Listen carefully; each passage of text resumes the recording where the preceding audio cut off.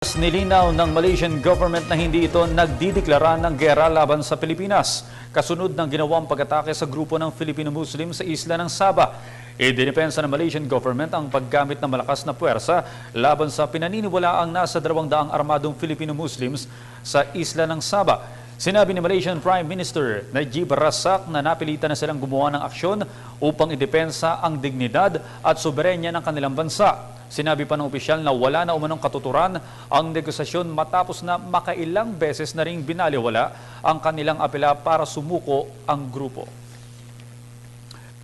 Ugnay na balita, nangangamba ngayon ng mga local officials sa lalawigan ng Basilan, Sulu at Tawi-Tawi sa umiigting na tensyon ngayon sa Sabah, Malaysia.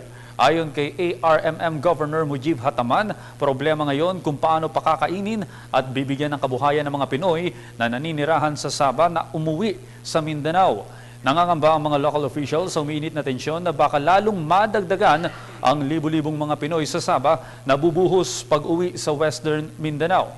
Ayon kay Hataman, sa ngayon ay apektado na ang kalakaran sa Tawi-Tawi dahil tumaas na ang presyo ng mga bilihin dahil sa kakulangan ng supply ngayong sarado na ang border ng Pilipinas at Sabah bunsod ng kaguluhan. Pinaghahandaan na rin ngayon ng iba't ibang ahensya ng pamahalaan at local government unit ang pagdagsa ng potensyal na evacuation at deportation sa Mindanao. Sa ngayon, marami na umanong mga Filipino deportees mula sa Sabah ang kinukupkop ng DSWD at local government units habang patuloy na nadadagdagan ng mga ito dahil sa sagupaan sa pagitan ng Malaysia at taga-suporta ng Sultanate of Sulu.